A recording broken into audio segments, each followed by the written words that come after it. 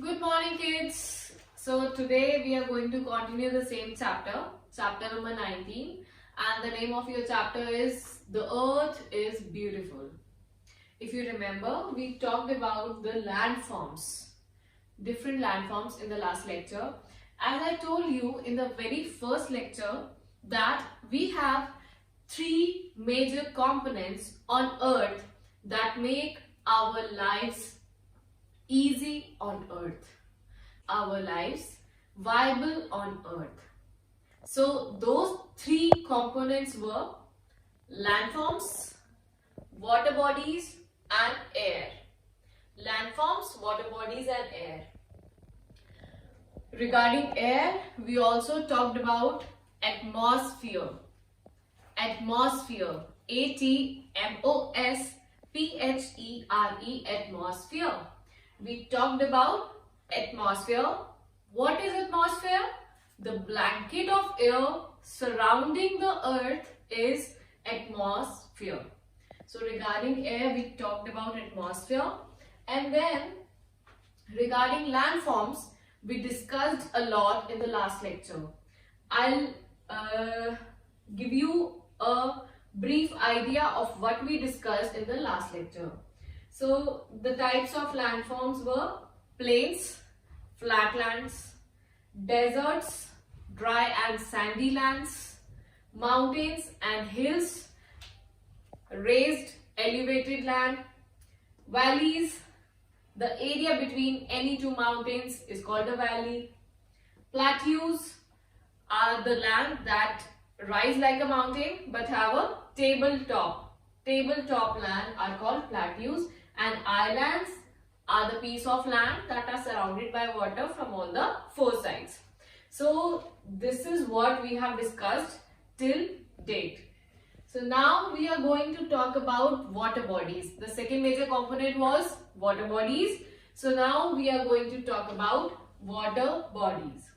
First of all, I'll tell you that how come we have water on earth?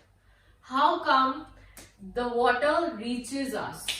So students, water majorly comes from two sources on this earth, on our home planet.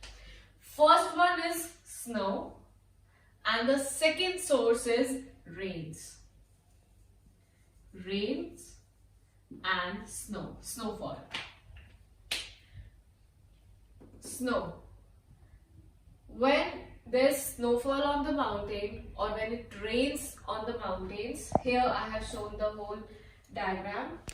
When there is snowfall on the mountains, the snow gets concentrated on the peaks of the mountains. So this area, this is the snow that is collected on the peak of the mountain, and then slowly when sun rises and when it is summer, this snow starts melting. The snow starts melting. This snow melts just like the ice cream you eat. When the ice cream is there in the freezer, it is hard. It doesn't melt. But when you take out the ice cream in your bowl and when you keep it outside for some time, it starts melting. So in the summer, ice cream melts easily and at a very fast rate also.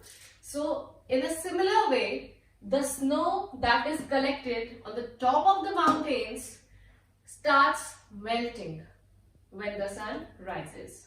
So when the sun rises, this snow starts melting and that snow turns into water, pure water, and that water comes down from the mountains in the form of rivers.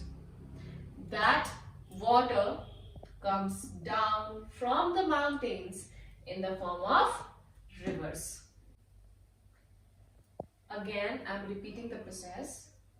There are clouds above the mountain. Either it rains or there is snowfall. If it rains, the water comes down directly. If it snowfalls, if there is a snowfall, then the snow gets collected on the peak of the mountain, and When the sun rises, the snow comes down in the form of rivers. These rivers meet in a sea or in an ocean. So this is the whole process, how the water comes to earth. Okay, so now we got to know that how this water cycle begins. It begins with either snowfall or rainfall.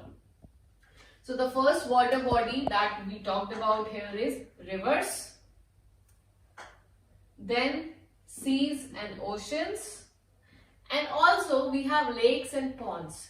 We have small ponds nearby our place, nearby our house, in our neighborhood, or maybe somewhere far in your city. You must have seen ponds and lakes. If you have visited hill stations, Shimla, Manali, Mussoorie, you must have seen Kempty Fall or some other falls.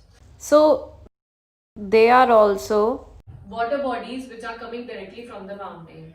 So we have different type of water bodies at different places around us or a little far from us.